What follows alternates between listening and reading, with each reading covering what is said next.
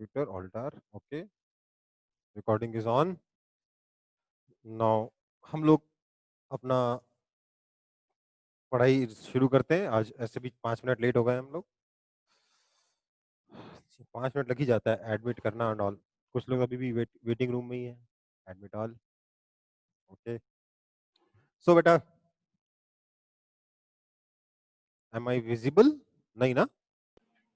No, sir. No, sir. Okay,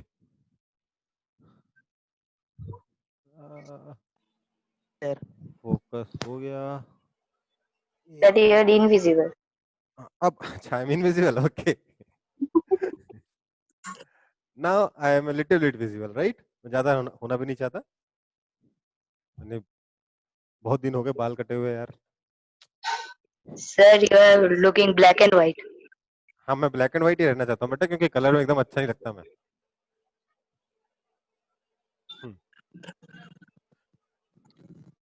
this black and white is intentional, क्योंकि colour के लिए ना बहुत सारा मेकअप करना पड़ जाता है, तब जाके वीडियो ठीक ठाक दिखता है। ठीक है, चलो। तो हम लोग लास्ट क्लास में नया चैप्टर शुरू किए थे ना, साउंड के नहीं किए थे? Yes, sir. किए थे, लेकिन हम उसमें मोस्टली सिर्फ वाइब्रेशन और ऑसिलेशन के बारे में ही बात कर रहे थे, क्योंकि आपके सिलेबस में मोस्टली वही सब चीजें हैं।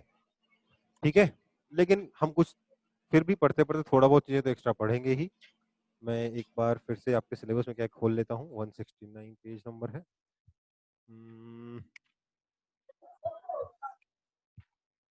हाँ,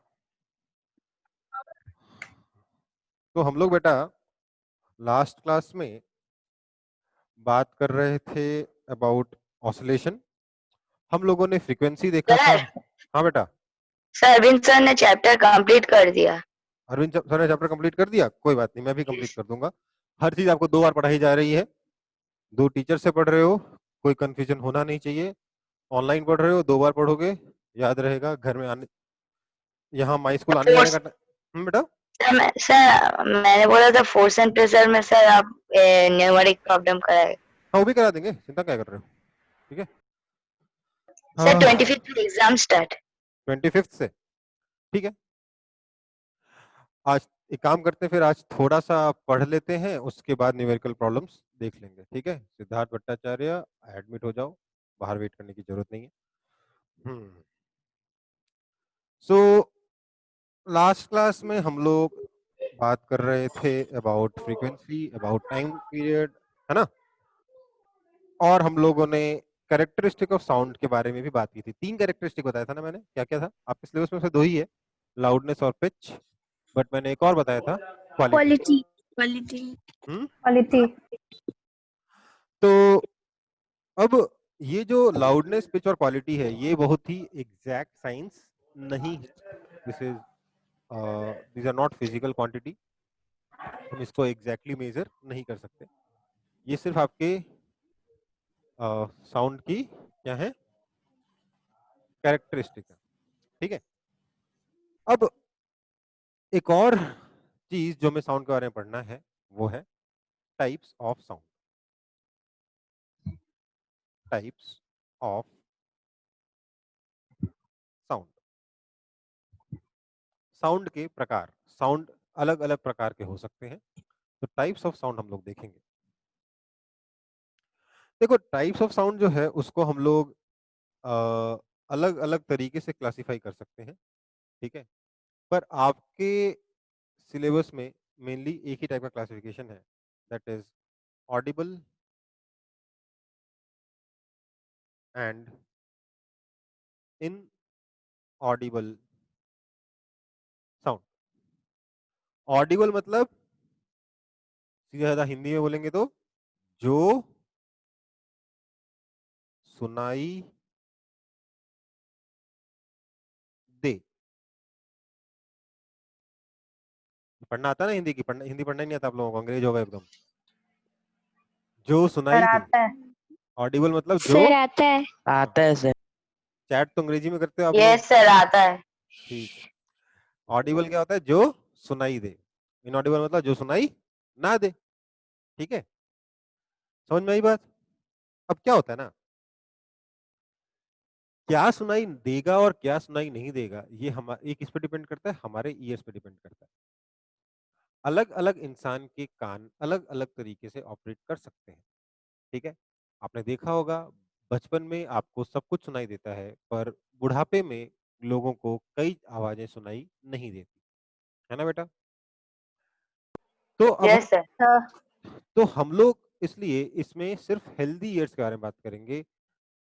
हम एज्ड एजेड ईयर्स के बारे में बात नहीं करेंगे। ठीक है, ऑडिबल का मतलब क्या होता है? जो सुनाई दे। क्या होता है ना बेटा कि हमारे कानों की लिमिटेशन है, इवन जो हेल्दी ईयर्स हैं उनकी भी लिमिटेशन है। जो फ्रीक्वेंसी सुनाई देती है हमें, वो होती है 20 हर्ट्ज से लेकर 20 किलो 20 किलो हर्ट्ज तक। 20 हर्ट्ज मिनिमम फ्रीक्वेंसी है जो हम सुन सकते हैं, और 20 किलो हर्ट्ज मैक्सिमम फ्रीक्वेंसी है जो हम हमारे हेल्दी ईयर्स सुन सकते हैं।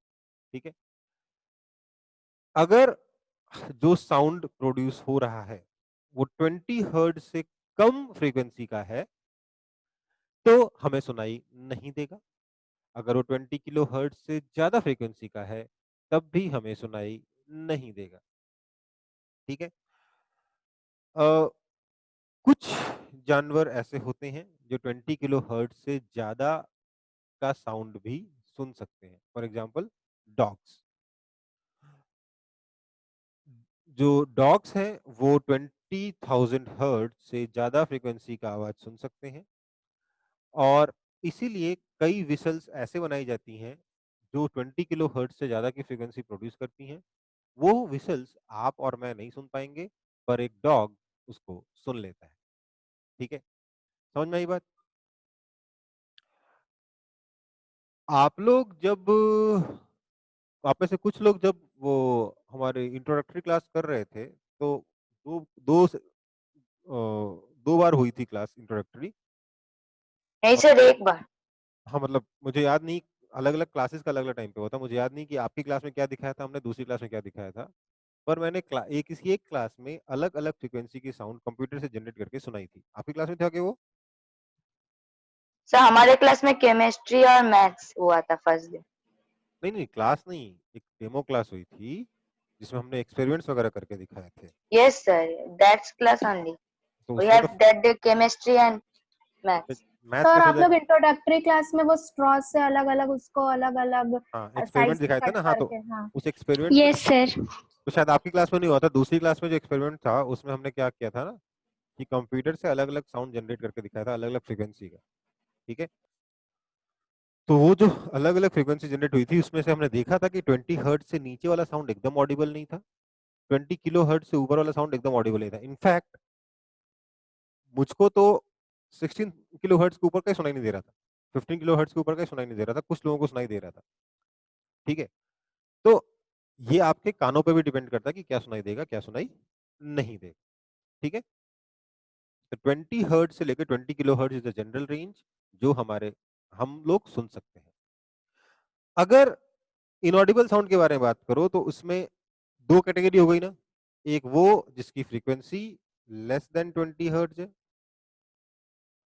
एक वो जिसकी frequency greater than 20 kilo hertz है ना। जो जिस साउंड की फ्रीक्वेंसी 20 हर्ट्ज से कम है वो भी हम नहीं सुन पाएंगे, जिसकी फ्रीक्वेंसी 20 किलो हर्ट्ज से ज्यादा है वो भी हम नहीं सुन पाएंगे। इस तरीके की साउंड को जो फ्रीक्वेंसी जिसकी फ्रीक्वेंसी 20 हर्ट्ज से कम हो उसको हम कहते हैं इंफ्रा साउंड। क्या कहते हैं? Infra sound. इंफ्रासोनिक। और अगर फ्रीक्वेंसी 20 किलो हर्ट्ज से ज्यादा है तो उसको कहते हैं अल्ट्रा साउंड।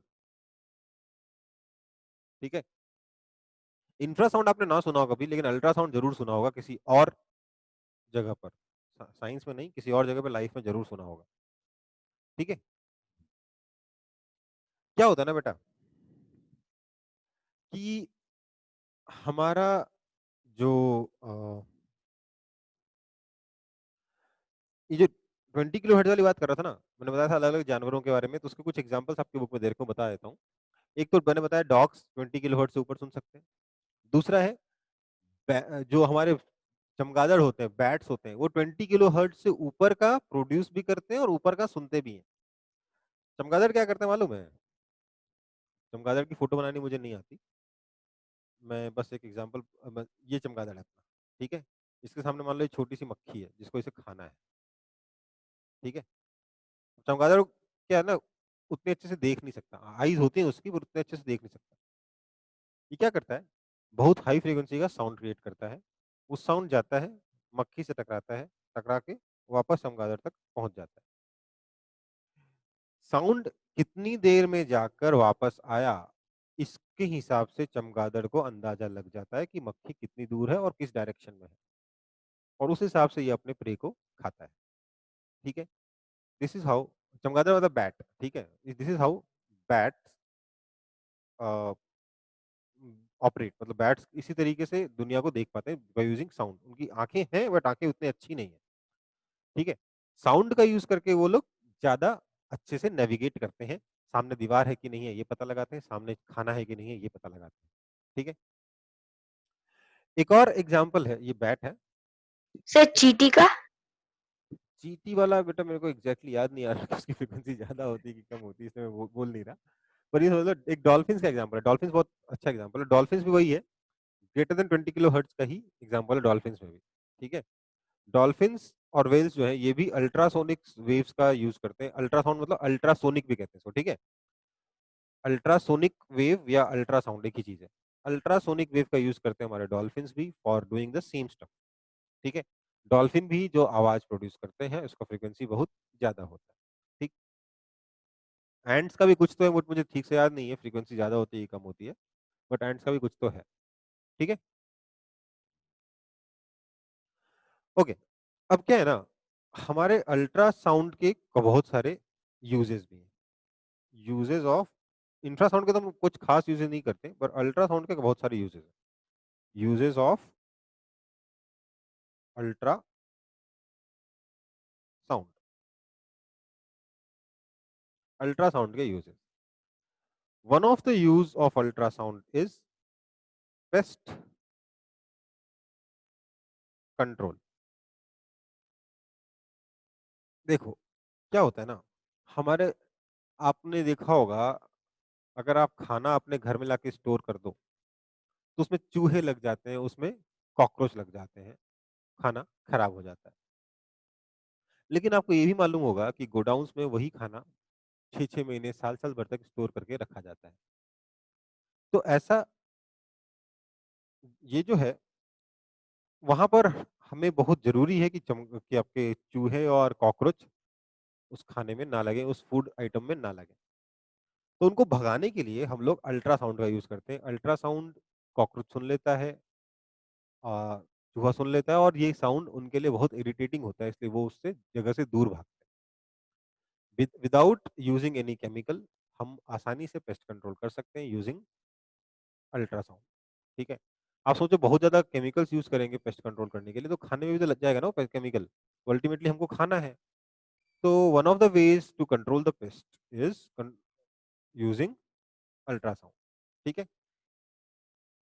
दूसरा यूज अल्ट्रासाउंड का है बॉडी स्कैनिंग, बॉडी स्कैन्स और फीटस। आप लोगों ने अ, सुना होगा, जो मैं बोला था कि अल्ट्रासाउंड का नाम जरूर कहीं ना कहीं सुना होगा। तो जो प्रेग्नेंट लेडीज होती हैं उनके अंदर बेबी की हेल्थ कैसी है ये सब पता लगाने के लिए हम लोग अल्ट्रासाउंड का यूज करते हैं। क्या होता है, वो अल्ट्रासाउंड का बिल्कुल इसी तरीके का यूज है जैसे बैट मक्खी को देख रहा था।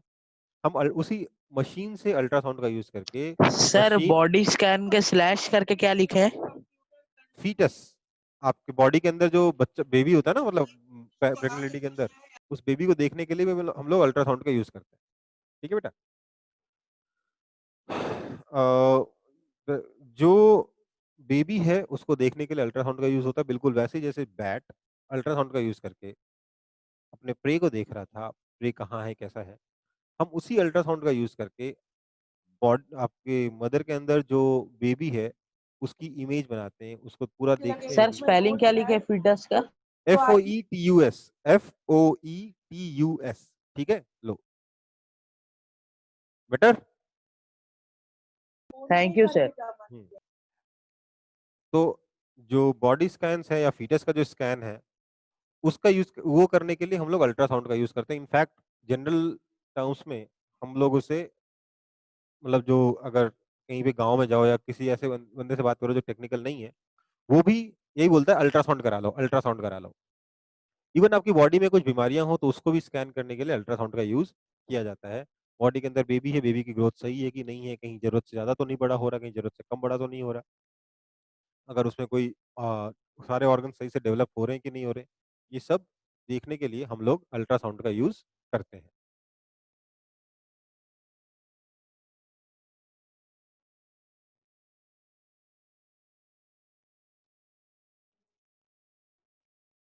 अभी तो ऑफिस बंद हो गया, सब चले गए, मेरे को मालूम भी नहीं कहा है। कल आ जाइए प्लीज। मॉर्निंग में आपको टाइम दिया गया होगा 9 से 5।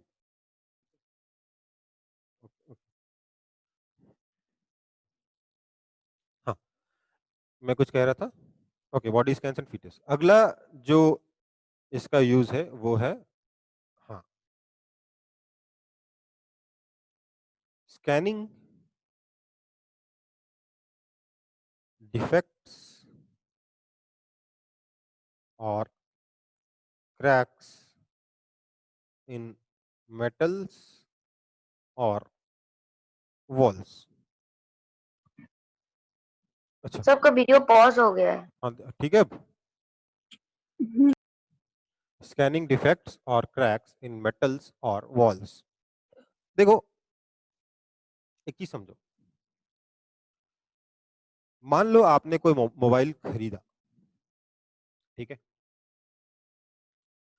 मोबाइल आप तक पहुंचने से पहले जब किसी कंपनी ने मोबाइल को प्रोड्यूस किया, तो कंपनी क्या करेगी? मोबाइल को टेस्ट करेगी कि सब कुछ इसका सारा ऑर्गन सही से काम कर रहा है कि नहीं, सारे पार्ट सही से वर्क कर रहे हैं कि नहीं, ठीक है। अगर वर्क नहीं कर रहे हैं तो उसको पूरी तरीके से खोल खाल के या फिर रिपेयर करके फिर बेचेगी, राइट? या तो खोल खाल के दोबारा बनाएगी या फिर रिपेयर करके फिर बेचेगी। तो वो करना अपने आप में आसान है। बट एक सिविल इंजीनियर के बारे में सोचो, जो आपके लिए बड़ी बड़ी बिल्डिंग्स बना रहा है, ब्रिजेस बना रहा है, आपके मतलब बड़े बड़े स्ट्रक्चर्स बना रहा है। उसने कोई दीवार बनाई, ठीक है, उसके ऊपर कुछ, मुझे आप पिलर लगाया, उसके ऊपर कुछ छत चढ़नी है। लेकिन अगर पिलर में कोई खराबी है, पिलर कमजोर है, उसके ऊपर छत डाल दोगे तो क्या होगा? छत गिर जाएगी कि नहीं गिर जाएगी? गिरेगी कि नहीं? Yes sir. Yes sir. गिर जाएगी ना? Yes sir. Yes sir. क्या हम चाहते हैं छत गिरे? नहीं, हम बिल्कुल नहीं चाहते सर कि छत गिर जाए। तो छत बना देनी चाहिए। फिर तो बहुत खर्चा हो जाएगा ना यार। वहां जो मोबाइल कंपनी जो मोबाइल बना रही है, वो एक बार में करोड़ मोबाइल बना रही है। अगर 4-5 खराब हो गए कोई बात नहीं, लेकिन हम तो अपना एक ही बिल्डिंग बना रहे हैं, वही खराब निकल गया तो दिक्कत हो जाएगी, लोगों की डेथ हो सकती है ना? तो एक्सीडेंट्स को अवॉइड करने के लिए हमें जरूरी है कि इससे पहले कि हम छत बनाएं, हमें चेक कर लेना चाहिए कि पिलर सही से बना है या नहीं बना है, पिलर के अंदर कोई प्रॉब्लम तो नहीं है। तो उसके लिए क्या करते हैं, कई बार क्या होता है, बाहर से सब कुछ बढ़िया दिख रहा है, अंदर क्रैक है, अंदर कहीं पे खोखला रह गया पिलर, वो हम नहीं चाहते। तो हम स्कैन करना चाहते हैं कि पिलर अंदर से कहीं खोखला तो नहीं है, पिलर के अंदर कोई क्रैक तो नहीं है, या पिलर के अंदर जो हमने लोहा डाला था वही वो लोहा मुड़ा हुआ तो नहीं, लोहा खराब तो नहीं हो गया कहीं। तो इन सब चीजों को करने के लिए हम लोग उस पिलर को एक बार स्कैन करते हैं। जब बड़े स्केल के बारे में बात करते हैं, छोटे स्केल पे अपने घरों में ऐसा नहीं करते। जब बड़े स्केल की बिल्डिंग्स बन रही होती है, 100 मंजिल की बिल्डिंग बन रही होती है, तो उसमें ऐसा करते हैं कि पिलर को एक बार स्कैन करके चेक करते हैं कि हाँ भैया पिलर ठीक है या नहीं है। ठीक, हम लोग हम लोगों ने उसे स्कैन किया, अगर वो ठीक नहीं निकला तो उस पिलर को तोड़ के दोबारा बनाते हैं, ताकि छत तोड़ के दोबारा ना बनानी पड़े, पूरी बिल्डिंग तोड़ के दोबारा ना बनाना पड़े। इसलिए एक एक पिलर को चेक किया जाता है।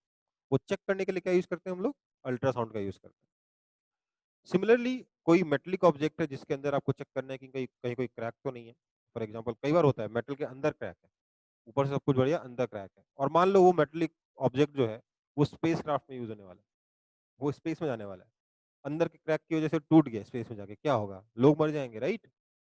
तो उसमें भी जरूरी है कि हम चेक कर पाए कि अंदर से कहीं कुछ डिफेक्ट तो नहीं है। उस डिफेक्ट को चेक करने के लिए हम लोग अल्ट्रासाउंड का यूज करते हैं। अल्ट्रासाउंड हम, देखो ऐसा समझ लो, ये आपका ऑब्जेक्ट है, मेटल है, इसके अंदर मान लो यहाँ पे क्रैक है, हम यहाँ पर एक डिवाइस रखेंगे अल्ट्रासाउंड प्रोड्यूस करने वाला, वो साउंड मेटल के अंदर जाएगा, इस क्रैक से टकराएगा और वापस आ जाएगा, ठीक है। अगर हम लोग चेक करेंगे कि साउंड को जाकर आने में कितना टाइम लगा, अगर वो टाइम और स्पीड का यूज करके हम लोगों ने ये डिस्टेंस जो मेजर किया वो डिस्टेंस इसकी विड्थ से कम है, दैट मीन्स अंदर कोई क्रैक है। तो उस क्रैक के बारे में हमें पता चल जाएगा यूजिंग दिस अल्ट्रासाउंड स्कैन, ठीक है। अगर क्रैक हुआ तो हम उस मेटलिक पीस का यूज सेंसिटिव चीजों को बनाने में नहीं करेंगे, जैसे स्पेसक्राफ्ट बनाने में इसका यूज नहीं करेंगे, ठीक है। और सिर्फ स्पेसक्राफ्ट ही नहीं होता, और भी चीजें होती है, जैसे आपको मान लेते हैं ऑयल की माइनिंग करनी है, अब वहां पर जो माइनिंग करने के लिए आप जो ड्रिल वगैरह यूज करोगे, वो ड्रिल बहुत स्ट्रांग होना चाहिए, उसके अंदर अगर छोटा सा भी क्रैक हुआ वो टूट जाएगा, और अगर वो ड्रिल करते वक्त टूट गया तो उसको निकाल के हटाना अपने आप में बहुत बड़ी मुसीबत है, क्योंकि वो ड्रिल छोटा मोटा ड्रिल नहीं होता, बहुत मोटा मोटा ड्रिल होता है, ठीक है। तो we need to make sure कि वो ड्रिल टूटे नहीं। इसके लिए बहुत जरूरी है कि हमें मालूम हो कि उसके अंदर कहीं कोई क्रैक जनरेट तो नहीं हुआ मेटल के अंदर, ठीक है। उन सब चीजों को चेक करने के लिए क्या यूज करते हैं हम लोग, अल्ट्रासाउंड। चौथा इसका यूज है नेविगेशन। नेविगेशन, सर हाँ बेटा। सर ये बॉडी स्कैन करने के लिए कैसे अल्ट्रासाउंड का यूज होता है? आप लोगों ने कई मूवीज में देखा है कि स्कैन करके बताते हैं कि आपके जो बेबी है वो लड़का है कि लड़की है? No sir. नहीं देखा? ये तो पता होगा ना कि इंडिया में ये पता लगाना मना है कि बेबी जो होने वाला है वो लड़का है कि लड़की, ये तो मालूम है? Yes yes sir. इंडिया में मना है, बट यूएसए में और यूरोप की ज्यादातर कंट्रीज में और भी बहुत सारी कंट्रीज में, इनफैक्ट 90% कंट्रीज में ये परफेक्टली लीगल है, ठीक है। और इसका यूज करके लोग पहले से बेबी बॉय आने वाला है कि बेबी गर्ल आने वाला है उसकी तैयारी भी कर लेते हैं। क्या करते हैं, जो जो मान लो ये मॉम का स्टमक है, इसके अंदर बेबी है, मुझे नहीं पता बेबी कैसे बनाना है, आप समझ लो बेबी है, ठीक है। क्या करते हैं, हमारा जो अल्ट्रासाउंड का जो डिवाइस है वो मम्मी के स्टमक के ऊपर ऐसे रखते हैं, ये अल्ट्रासाउंड यहाँ जनरेट करता है, ये अल्ट्रासाउंड बॉडी के अंदर ट्रैवल करते हुए बॉडी बेबी से टकरा के वापस रिफ्लेक्ट होके डिवाइस तक जाता है। ये स्कैनिंग पूरी तरह से चारों तरफ से करते हैं, तो हमें पता चलता जाता है कि बॉडी का बेबी का शेप कहाँ पर कैसा कैसा है, ठीक है। एग्जैक्टली जो है वो थोड़ा मुश्किल होता है, but this is the principle that we are using, ठीक। बिल्कुल वही तरीका है जिस तरीके से बैट ने पता लगाया था कि इसका खाना कहाँ पर है, ठीक है। तो ये जो डिवाइस है अल्ट्रासोनिक डिवाइस, ये यहाँ से बॉडी को इस बेबी स्टोमक के अंदर साउंड वेव भेजता है, साउंड वेव बेबी से टकरा के वापस आता है, पता चलता है कि बेबी कितनी दूरी पर है, या बेबी का पूरा स्ट्रक्चर, अगर चारों तरफ से स्कैन कर लोगे तो बेबी का पूरा स्ट्रक्चर बना सकते कि नहीं बना सकते। बस उसी के लिए हम इसका यूज करते हैं, इसी तरीके से इसका यूज करते हैं। नेक्स्ट इसका यूज होता है नेविगेशन में। नेविगेशन में भी खास तौर से आपके जो क्या बोलते हैं उसको, शिप्स के नेविगेशन में यूज होता है। शिप्स जब ट्रैवल कर रही होती हैं उनको पता लगाना होता है कि एनिमी शिप कितनी दूरी पे है, या यहाँ पर समुंदर कितना गहरा है, तो उसके लिए हम लोग यूज करते हैं सोनार। क्या यूज करते हैं? सोनार। इसका फुल फॉर्म होता है SO, एक ही है, साउंड, N से नेविगेशन, A से एंड, R से ranging. Sound, navigation and ranging, ठीक है। ये आपका सोनार होता है। इसमें क्या होता है, मतलब समझो आपको, मान लेते हैं किसी जगह पे पता लगाना है कि समुंदर कितना गहरा है, तो आप अपनी शिप को लेके समुंदर पे के ऊपर चले गए, ये समुद्र मान लो ऐसा है, यहाँ पर समुंदर नहीं है, तालाब है, ठीक है, ये शिप नहीं बोट है, बट मान लो ये शिप है और ये समुंदर है। कि आपको ये गहराई नापनी, तो क्या करोगे, यहाँ से सोनार डिवाइस जो है साउंड को नीचे फेंकेगा, साउंड नीचे जाएगा, बेड से टकराएगा, सी बेड से टकराएगा और वापस ऊपर आ जाएगा, ठीक है। मान लो ये पूरा प्रोसेस करने में इसको टाइम लगता है टी। अगर ये डिस्टेंस एल है तो साउंड कितना डिस्टेंस ट्रेवल किया है, एल प्लस एल, 2l। तो 2l is equal to speed v into time. इसका यूज करके क्या आप एल निकाल पाओगे कि नहीं निकाल पाओगे, डेप्थ निकाल यस पाओगे कि सर। नहीं निकाल पाओगे? सेम चीज बैट कर रहा है, सेम चीज यहाँ पर आपका बॉडी स्कैन कर रहा है, सेम चीज आपका ये क्रैक देखने वाला स्कैनिंग, जब हम स्कैन कर रहे हैं अपने मेटल को या वॉल्स को, तो सेम टेक्निक का यूज कर रहे हैं। हर जगह हम लोग अल्ट्रासाउंड का एक ही यूज कर रहे हैं, एक ही तरीके से यूज कर रहे हैं, बस यूजेस अलग अलग है, ठीक है। हाँ, समझ में आया कि नहीं आया? यूज हर बार यूज करने का तरीका सेम है, एप्लीकेशंस अलग अलग है, ठीक है। साइंस सेम है, उसका एप्लीकेशन अलग अलग है।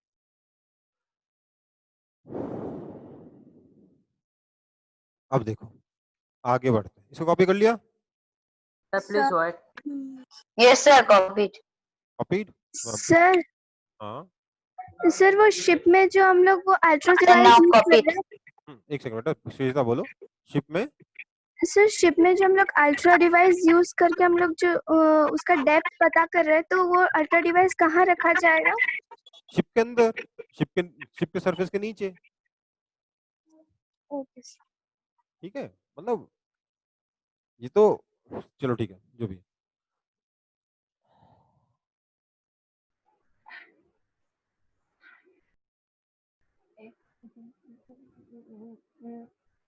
अगला हमारा टॉपिक है travelling of sound. Travelling of sound. Sir हाँ बेटा, सर आप कुछ इंफ्रासाउंड का एग्जांपल्स दे सकते हैं, कहाँ पे यूज होता है? बेटा इंफ्रासाउंड का एग्जांपल,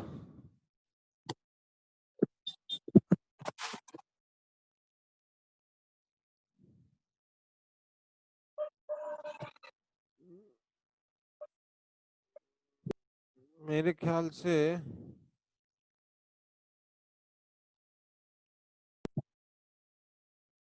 बेटा, मेरे को ऐसे तो भी याद नहीं, बट शायद तक जो एंट का एग्जांपल आप दे रहे थे वो शायद इंफ्रासाउंड का है, नॉट, मुझे ठीक से याद नहीं है, बट एंट वाला एग्जांपल शायद तक इंफ्रासाउंड का ही है, ठीक है।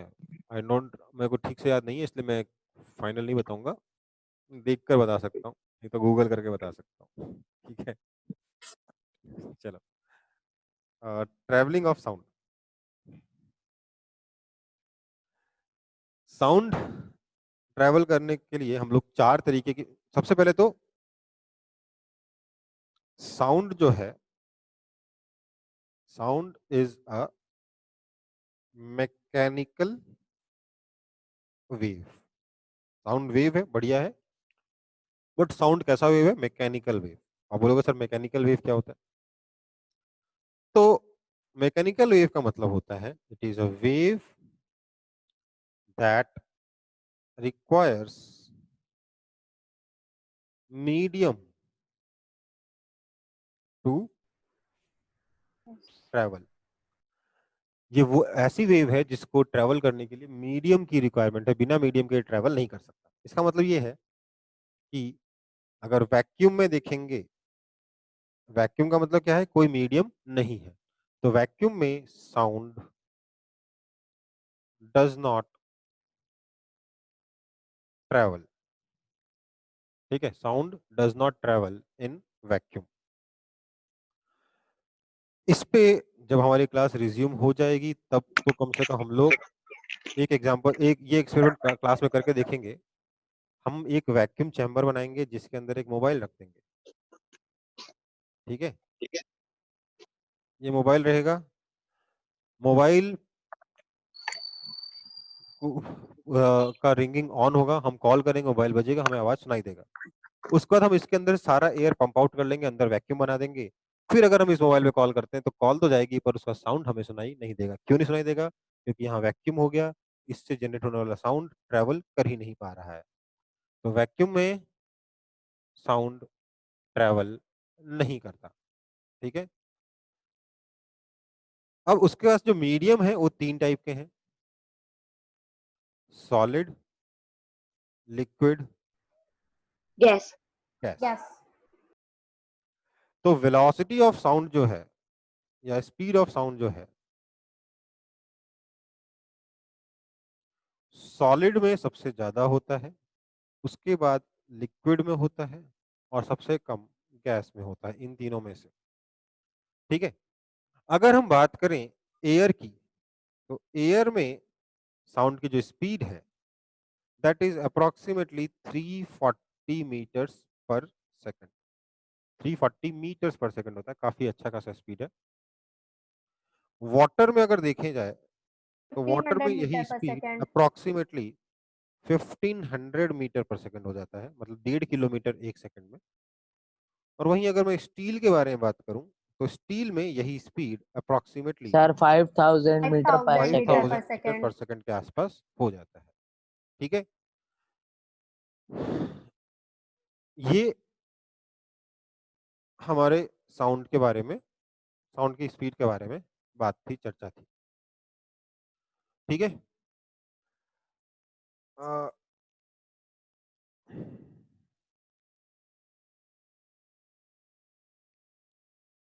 चलो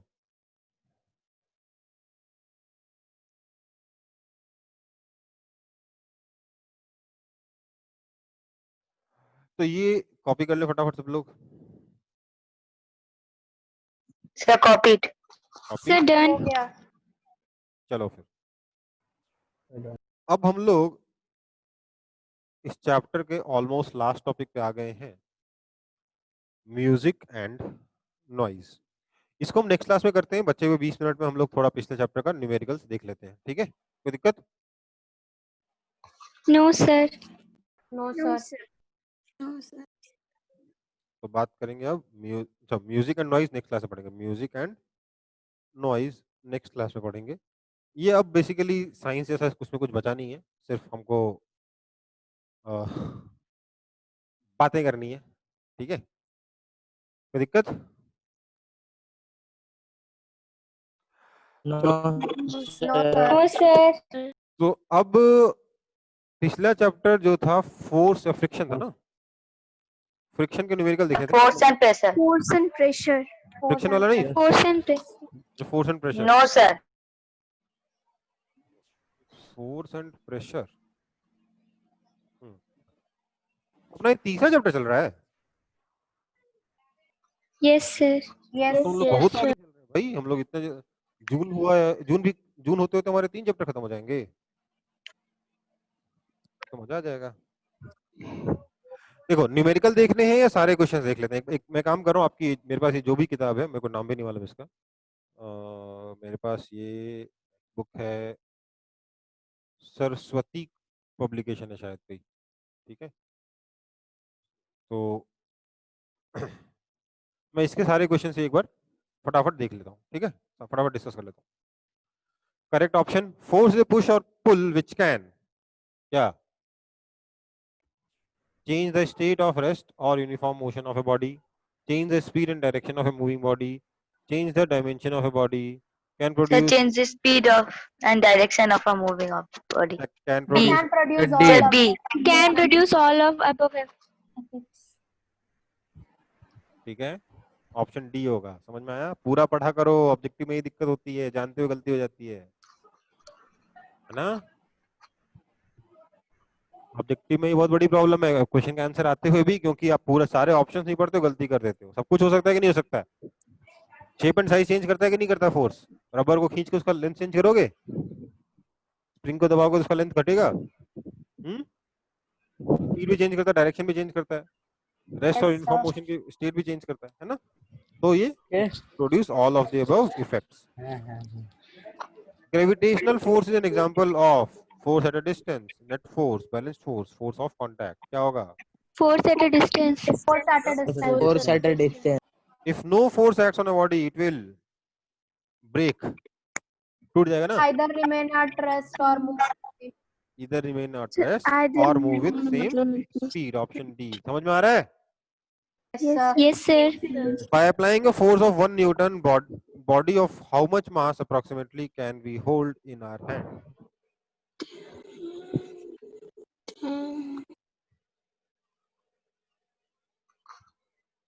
यार ऑप्शंस क्या क्या है?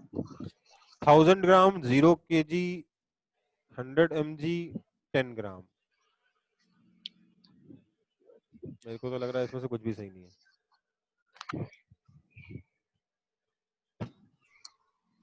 देखो भाई, अपना g कितना होता है 10 मीटर पर सेकंड. g का वैल्यू कितना होता है? 10 होता है ना? yes बताया था sir. ना? Yes तो sir. अपना क्या होगा? Force 1 newton is equal to mg. This implies 1 is equal to m into 10. This implies m is equal to 1 by 10 kilogram. That is equal to 100 ग्राम. कहीं पे भी ऑप्शन करेक्ट नहीं है. यहाँ पे 100 mg की जगह 100 ग्राम होगा. ठीक है, समझ में आई बात? 100 मिलीग्राम नहीं होगा, 100 ग्राम होगा. Okay sir. ठीक है. Okay, Yes, sir. sir. ऐसा unit of pressure is, pressure का ऐसा यूनिट क्या होगा? Newton per Pascal. meter square. Pressure क्या होता है? Force by area. That is equal to, force का यूनिट क्या है? न्यूटन. एरिया क्या है? Metre square. तो न्यूटन पर मीटर स्क्वायर. कोई दिक्कत? No sir. No sir. No, sir. ये डाइन पर मीटर स्क्वायर नहीं होगा क्या? डाइन भी तो फोर्स का है ना? तो CGS यस सर. और सीजीएस है, यहाँ ऐसा ही पूछा गया है. ठीक है. Instrument used to measure atmospheric pressure is barometer. Barometer. Barometer का यूज करते हैं. Barometer. ठीक है. Yes sir.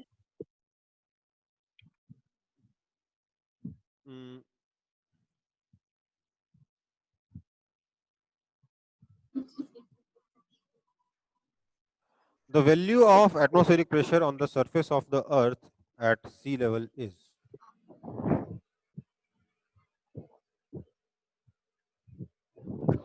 मैं थोड़ा सा जूम कर देता हूँ, दिख नहीं रहा होगा आप लोगों को. एटमॉस्फेरिक प्रेशर कितना सर होता है? 10 to the power 10 सर, अंदाजा लगा. 10 to power 5 होता है बेटा. ठीक है, 10 to power 5 Newton per metre square होता है. ऑप्शन बी होता है. ठीक है, कोई दिक्कत? No sir. मैंने आपको 1.013 कभी नहीं बताया था, बट मैंने आपको हर बार 10 to power 5 बताया था. ठीक है, तो 10 to power 5 Newton per metre square इतना आपका एटमॉस्फेरिक प्रेशर होता है. Atmospheric pressure is the pressure exerted by solid Atmosphere. atmosphere. ठीक है. When we press the bulb of a dropper which with its nozzle kept in water, air in the dropper is seen to escape in form of bubbles. Atmospheric pressure. Once we release the pressure of Atmospheric pressure. Sir atmospheric pressure. atmospheric pressure, समझ में आ रहा है? Yes, Yes, sir. sir. क्या होता है? देखो जरा, ये आपका कंटेनर है, इसके अंदर ड्रॉपर है. ड्रॉपर में ये बल्ब है. बल्ब आपने दबा दिया तो अंदर से हवा बाहर निकल गई. ये आपका लिक्विड यहाँ भरा हुआ है, लेकिन बाहर से यहाँ पे प्रेशर हर जगह लग रहा था. जब आपने बल्ब को छोड़ा तो अंदर वैक्यूम क्रिएट हुआ, अंदर का प्रेशर कम हो गया, बाहर का प्रेशर ज्यादा है, इसलिए ये सारा का सारा लिक्विड अंदर बाहर से अंदर की तरफ रश कर गया, है ना? Yes, sir. क्या हुआ? कौन बोल रहा है ये? हाँ.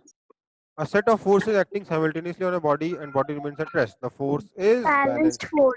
Balanced force. Frictional Balanced force. force. हाँ, frictional force is a contact force. Acts in direction opposite to Has direction all of the motion. above said properties. Has all the Has all the above said Option D. properties. has all the above said properties. ठीक है, दिख रहा है? लेवन में कोई doubt Yes, है? sir. No, sir. Pressure is the force per unit area. So all cutting tools have blunt cutting edge. हाँ, गलत.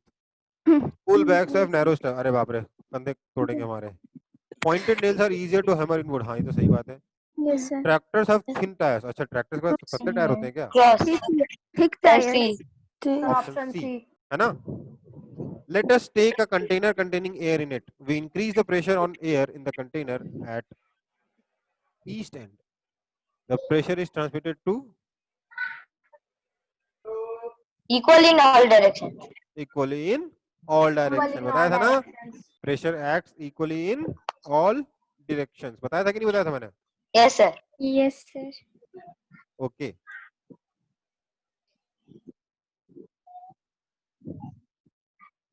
अब एक काम करते हैं, ये सब तो आप कर लोगे क्योंकि एकदम बेसिक बेसिक है, ट्रू एंड फॉल्स भी मैं नहीं करा रहा हूँ। न्यूमेरिकल में कुछ लोग बोल रहे थे न्यूमेरिकल कराने के लिए, देखता हूँ न्यूमेरिकल है भी कि नहीं इस बुक में। 2 न्यूमेरिकल है बेटा, देख लो, न्यूमेरिकल करने के बाद वो सब देखेंगे, ठीक है।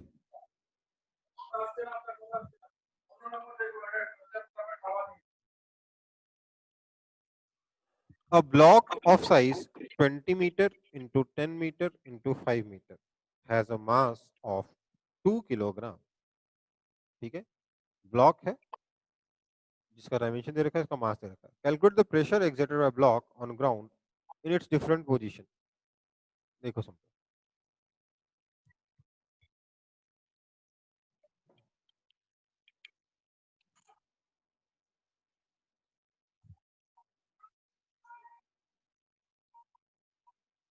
क्वेश्चन क्या कह रहा है पहले उसको मैं डायग्राम में समझाता हूँ। आपके पास एक ब्लॉक है जिसका डायमेंशन है 20 इंटू 10 इंटू 5, तो 20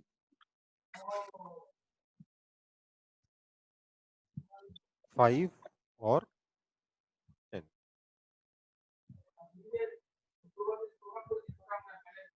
इस तरीके का ब्लॉक है। ये 20 है, ये 5 है और ये 10 मीटर है, ठीक है। बोला है इसका मास 2 किलोग्राम है। अब हमने इस ब्लॉक को जमीन पे रख दिया, हमें बताना है अलग अलग पोजीशन में अगर हम इस ब्लॉक को जमीन पे रखते हैं तो ये ग्राउंड पे कितना कितना प्रेशर अप्लाई करेगा, ठीक है।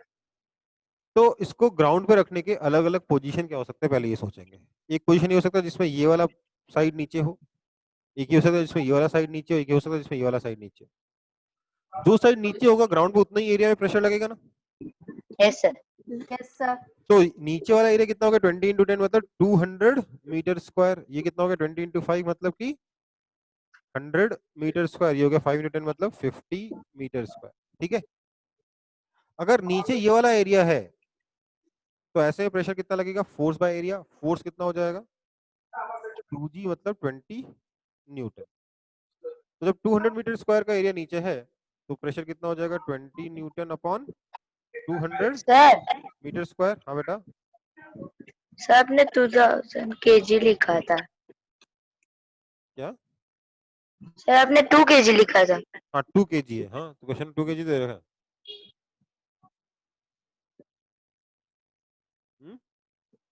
अबे फोर्स कितना होता है, मास इंटू जी होता है ना, मास 2 इंटू जी 20 न्यूटन। तो फोर्स प्रेशर कितना आ जाएगा इस केस में 0.1 न्यूटन पर मीटर स्क्वायर। देखो आपकी बुक में थोड़ा गड़बड़ है, बता देता हूँ। बुक में आंसर्स भी गड़बड़ है, क्वेश्चन क्योंकि क्वेश्चन में गड़बड़ है।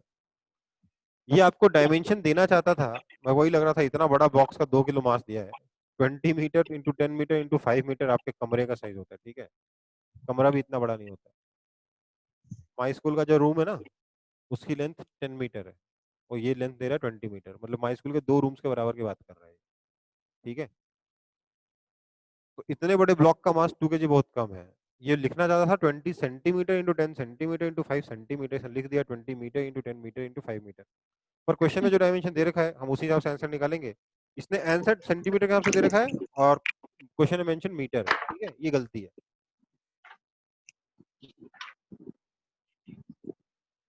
ओके तो हमारा आंसर इस केस में कितना है 0.1 न्यूटन पर मीटर स्क्वायर।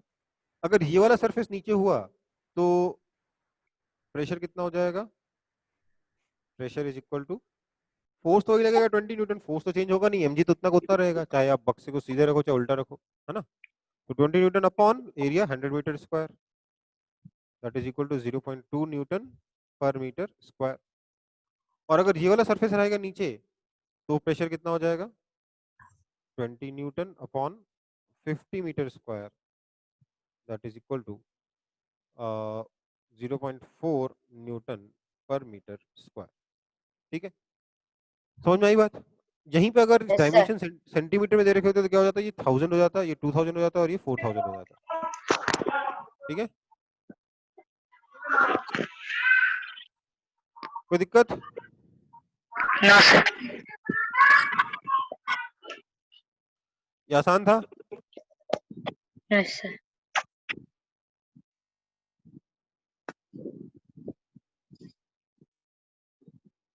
अगला एग्जाम्पल और भी आसान है। The trip of drawing pin has an area of इतना मीटर स्क्वायर, 10⁻⁸ मीटर स्क्वायर का एरिया है। Find pressure exerted if force applied is 10 Newton. क्या हो जाएगा? Force by area 10 Newton upon इतना, दैट इज 10⁹ पास्कल। तो इसने 109 लिख दिया, लिखना क्या चाहता था? 10⁹ लिखता था। ठीक है, बुक में 2 मिस्टेक्स थी, दोनों दोनों न्यूमेरिकल में एक एक मिस्टेक। ठीक है, कोई दिक्कत है इसमें? सेकंड क्वेश्चन तो एकदम ही लल्लू है ना। फर्स्ट क्वेश्चन फिर भी ठीक था, सेकंड क्वेश्चन तो एकदम लल्लू है। Yes sir. ओके, ये वाला क्वेश्चन देखते हैं। Try to walk barefoot on sand and then walk wearing high-heeled shoes on sand. Do you think any difference? Will you find any difference? Think of reason.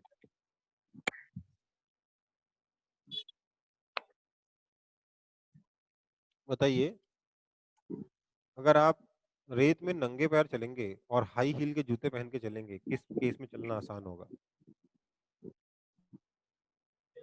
Barefoot. Sir क्यों? Barefoot. जो heels होंगे उसका area कम होगा, वो sand के अंदर धंस जाएगा क्योंकि प्रेशर ज्यादा होगा। ठीक है, so this is an example of, ठीक है, this is an example of pressure. ठीक, ओके, टाइम तो बचा हुआ है तो फिल इन द ब्लैंक्स वगैरह भी कर लेते हैं। या ये दोनों क्वेश्चंस कॉपी करने हैं आप लोगों को? क्वेश्चन कॉपी कर लो, ये दोनों जो न्यूमेरिकल है ना, मैंने क्वेश्चन कॉपी कर लो।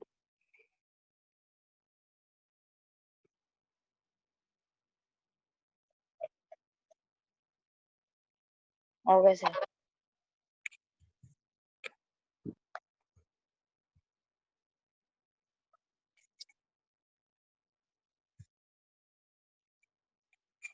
सर फर्स्ट न्यूमेरिकल में f equals to 2g equals to 20 कहाँ से आया, मतलब समझ में नहीं आया, और एक बार समझा सकते हैं? हाँ बेटा, अगर किसी ऑब्जेक्ट का मास m हो तो अर्थ उसको नीचे खींचता है कितने फोर्स से?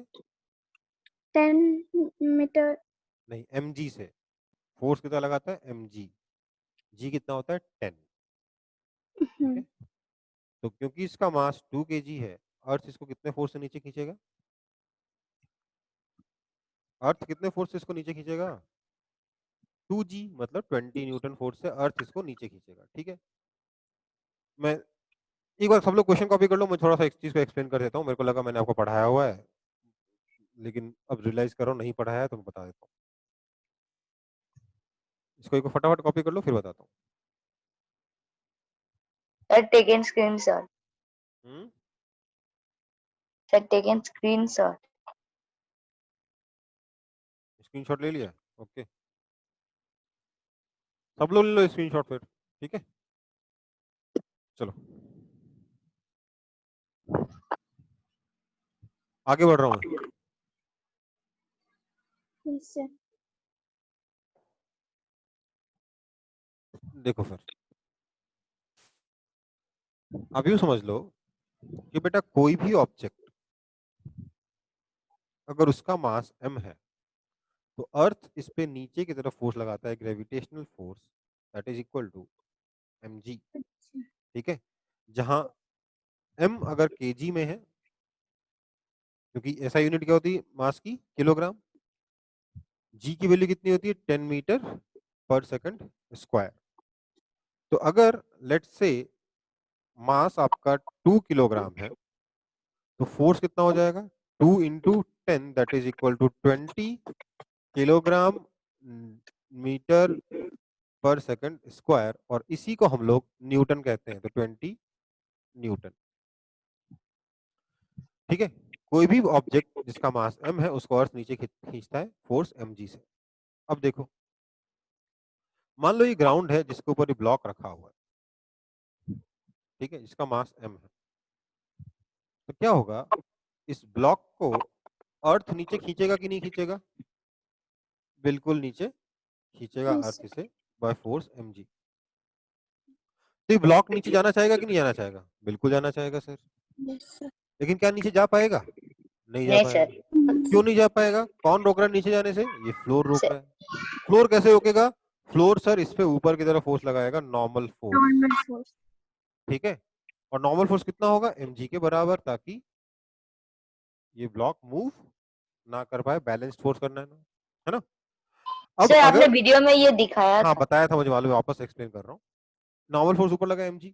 अब देखो ये ब्लॉक के ऊपर तो नॉर्मल फोर्स ऊपर लगा। अब न्यूटन थर्ड लॉ क्या कहता है? न्यूटन अंकल क्या कहता है? Every action has equal and opposite reaction. मतलब अगर फ्लोर ने ब्लॉक के ऊपर फोर्स लगाया mg, तो ब्लॉक फ्लोर पे नीचे फोर्स लगाएगा कितना? mg। तो ब्लॉक ग्राउंड पे कितना फोर्स लगाएगा? हमेशा mg। चाहे आप इसको नीचे ये वाला फेस रख दो, चाहे ये वाला फेस रख दो, चाहे ये वाला फेस रख दो, हर केस में कितना फोर्स लगाएगा? 20 न्यूटन। फोर्स हमें मालूम है, एरिया हमें मालूम है, हमें प्रेशर निकालना है फोर्स बाय एरिया करके तीनों केसेस में। कोई दिक्कत है किसी को इसमें? No sir. No sir. No sir. Okay बेटा, तो फटाफट एक बार आपके फिल इन द ब्लैंक्स भी कर लेते हैं।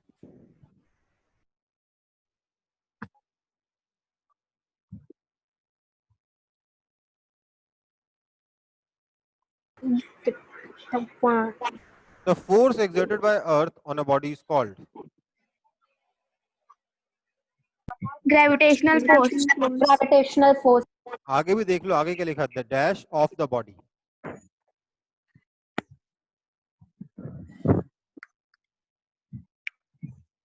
आंसर होगा वेट ऑफ द बॉडी। जो ग्रेविटेशनल फोर्स लगता है ना ऑब्जेक्ट के ऊपर, उसका वेट होता है, ठीक है। ध्यान दो, m मास होता है और mg वेट होता है, ठीक है। Yes. जब आप बोलते हो ना कि ओके सर। जब आप सब्जी खरीद के लाते हो मार्केट से, बोलते हो कि सब्जी का वेट 1 किलोग्राम है, तो आप गलत बोल रहे हो। उस सब्जी का मास 1 किलोग्राम है, उस सब्जी का वेट 10 न्यूटन होगा, mg 10 न्यूटन होगा, ठीक है बेटा। Yes sir. Yes sir. The force exerted by Earth on a body is always in the किस डायरेक्शन में होता है? Opposite direction. Opposite direction.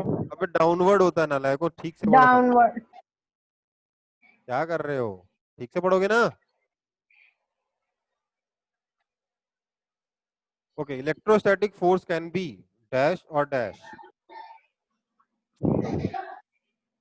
Attractive और रिपल्सिव, ठीक है।